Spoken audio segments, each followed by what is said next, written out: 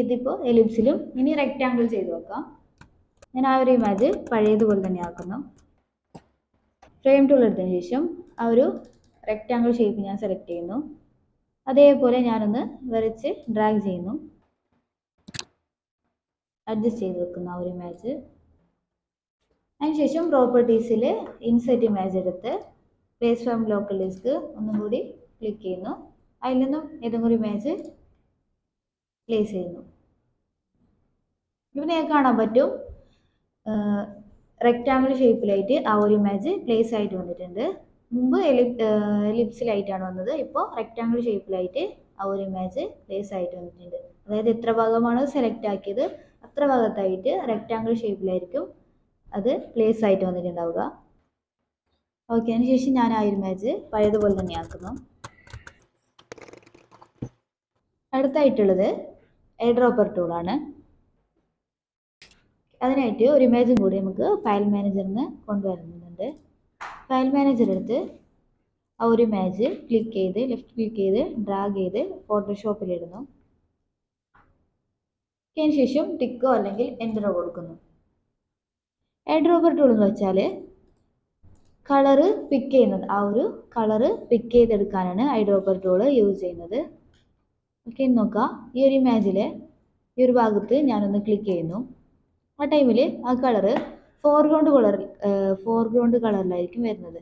Foreground കളറിലായിരിക്കും ആ ഒരു colour വന്നിട്ടുണ്ടാവുക. അതേപോലെ ക്ലിക്ക് ചെയ്ത് നിങ്ങൾക്ക് നോക്കാൻ പറ്റുന്നതായിരിക്കും.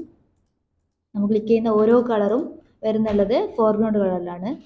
ഇത് വെച്ച് നിങ്ങൾക്ക് ഏതെങ്കിലും ബ്രഷ് ഒക്കെ ചെയ്യുന്ന ടൈമിൽ ഇതുപോലെ കളറൊക്കെ പിക്ക് ചെയ്ത് ചെയ്യാൻ പറ്റുന്നതായിരിക്കും. അല്ലെങ്കിൽ ബ്രഷോ അല്ലെങ്കിൽ ഷേപ്പോ വരയ്ക്കുന്ന ടൈമിൽ നിങ്ങൾക്ക് ഇതുപോലെ കളർ പിക്ക് ചെയ്ത് ചെയ്യാൻ പറ്റുന്നതായിരിക്കും.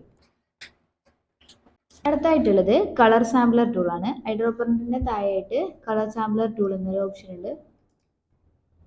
കളർ സാമ്പിളർ ടൂൾ ഉപയോഗിക്കുന്നതെന്ന് വെച്ചാൽ നിങ്ങൾക്ക് ആ ഒരു കളർ കോഡൊക്കെ ഇപ്പോൾ RGB നമ്പർ എത്ര അല്ലെങ്കിൽ CMYK നമ്പർ എത്ര എന്നൊക്കെ അറിയാൻ വേണ്ടിയിട്ടാണ് കളർ സാമ്പിളർ ടൂൾ യൂസ് ആക്കുന്നത്. അപ്പോൾ ആ ഒരു ഇമേജിലെ ഒരു കളറിൽ ഞാൻ ക്ലിക്ക് ചെയ്യുന്നു. ആ ടൈമിൽ ഇൻഫോ എന്ന് പറഞ്ഞിട്ട് ഒരു ഓപ്ഷൻ വരുന്നുണ്ട്, ഒരു പ്രോപ്പർട്ടീസ് വരുന്നുണ്ട്. അതിലായിട്ട് RGB എത്ര, R എത്ര, G എത്ര, B എത്ര എന്നുള്ള ആ ഒരു നമ്പേഴ്സൊക്കെ ആ ഒരു കോഡൊക്കെ ഇത് കാണിക്കുന്നുണ്ട്. അതേപോലെ നിങ്ങൾക്ക് RGB CMYKയിലേക്ക് കൺവേർട്ട് ആക്കണമെന്നുണ്ടെങ്കിൽ അതേപോലെ CMYK കളർ കൊടുക്കാം. അതുപോലെ തന്നെ വെബ്, HSB, RGB, ഗ്രേ സ്കെയിലാണെങ്കിൽ അങ്ങനെ നോക്കാൻ പറ്റുന്നതായിരിക്കും. ഇതുപോലെ കളർ കോഡൊക്കെ അറിയാൻ വേണ്ടിയിട്ട് യൂസ് ആക്കുന്ന ടൂളാണ് കളർ സാമ്പിളർ ടൂള്.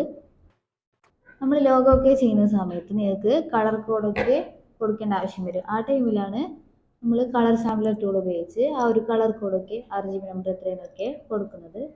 അതുപോലെയുള്ള ആവശ്യത്തിനാണ് കളർ സാമ്പിളർ ടൂൾ യൂസ് ചെയ്യുന്നത്. നമ്മൾ നോക്കാൻ പോകുന്നത് റൂളർ ടൂളാണ്. മെഷർമെൻ്റ് എടുക്കാൻ വേണ്ടി യൂസ് ചെയ്യുന്ന ടൂളാണ് റൂളർ ടൂള്. റൂളർ ടൂൾ വരുന്നത് എയർഡ്രോപ്പർ ടൂളിൻ്റെ ഉള്ളിലായിട്ടാണ്. ഇനി നമുക്ക് റൂളർ ടൂൾ എന്താണെന്ന് നോക്കാം. ആയിട്ട് ഇവിടെ ഒരു റെക്റ്റാങ്കിൾ വരച്ചിട്ടുണ്ട്. ഈ റെക്റ്റാങ്കിളിൻ്റെ വിഡ്ത്താണ് നമ്മൾ ആദ്യമായിട്ട് നോക്കുന്നുള്ളത്. റൂളർ ടൂൾ എടുക്കുമ്പോൾ തന്നെ നിങ്ങൾക്ക് അതിൻ്റെ പ്രോപ്പർട്ടീസും വന്നിട്ടുള്ളത് കാണാൻ പറ്റും. ഇനി റെക്റ്റാങ്കിളിൻ്റെ ഒരു റെക്റ്റാങ്കിളിൻ്റെ വിഡ്ത്താണ് ഇപ്പോൾ നോക്കാൻ പോകുന്നത്. അതിനായിട്ട് റൂളർ ടൂൾ എടുത്ത് ഞാൻ അതിനുശേഷം റെക്റ്റാങ്കിളിൻ്റെ ലെഫ്റ്റ് സൈഡിലായിട്ട് ഞാനൊന്ന് ക്ലിക്ക് ചെയ്യുന്നുണ്ട്. ക്ലിക്ക് ചെയ്ത് ഞാൻ റൈറ്റ് സൈഡിലായിട്ടാണ് എൻഡ് ചെയ്യുന്നുള്ളത്. ഷിഫ്റ്റ് പിടിച്ചാൽ നിങ്ങൾക്ക് കറക്റ്റായിട്ട് സ്ട്രൈറ്റ് ലൈനായിട്ട് കിട്ടുന്നതായിരിക്കും. ആ ഒരു എടുത്ത് സ്ട്രൈറ്റ് ലൈനായിട്ട് നിങ്ങൾക്ക് കിട്ടുന്നതായിരിക്കും. ഇനി അതല്ല ഷിഫ്റ്റ് നിങ്ങൾ വിട്ടിട്ടാണ് ചെയ്യുന്നതെന്നുണ്ടെങ്കിൽ ഇത് ആ ഒരു എങ്ങനെയാണ് വേണ്ടത്, ഏത് ആംഗിളിലാണ് വേണ്ടത് ആ ഒരു ആംഗിളായിട്ട് നിങ്ങൾക്ക് വെക്കാൻ പറ്റും. ഇപ്പോൾ ഞാൻ ഷിഫ്റ്റ് പിടിച്ചിട്ട് ഒന്ന് സെലക്ട് ചെയ്യുന്നുണ്ട്. ശേഷം ഞാൻ ക്ലിക്ക് ചെയ്യുന്നു. ഇനി നിങ്ങൾക്ക് കാണാൻ പറ്റും, ഇങ്ങനത്തെ പ്രോപ്പർട്ടീസിലായിട്ട് കാണുന്നുണ്ടാവും വിഡ്ത്ത്.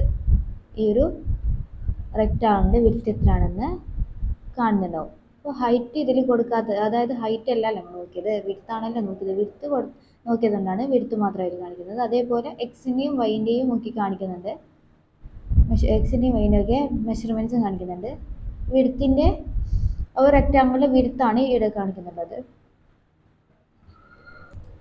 ഈ ഒരു റെക്റ്റാങ്കിളിൻ്റെ സ്റ്റാർട്ടിംഗ് പോയിന്റ് മുതൽ എൻഡിങ് പോയിന്റ് വരെയുള്ള വിഡ്ത്താണ് ഇതിൽ കാണിക്കുന്നുള്ളത്. ഇനി ഹൈറ്റ് ആണെങ്കിൽ അതേപോലെ തന്നെ വെർട്ടിക്കലായിട്ട് സെലക്ട് ചെയ്താൽ നിങ്ങൾക്ക് ഹൈറ്റ് കാണാൻ പറ്റും. ഇപ്പോൾ ഹൊറിസോണ്ടലായിട്ടാണല്ലോ നമ്മൾ സെലക്ട് ചെയ്തത്, അതുകൊണ്ടാണ് വിഡ്ത്ത് കാണുന്നുള്ളത്.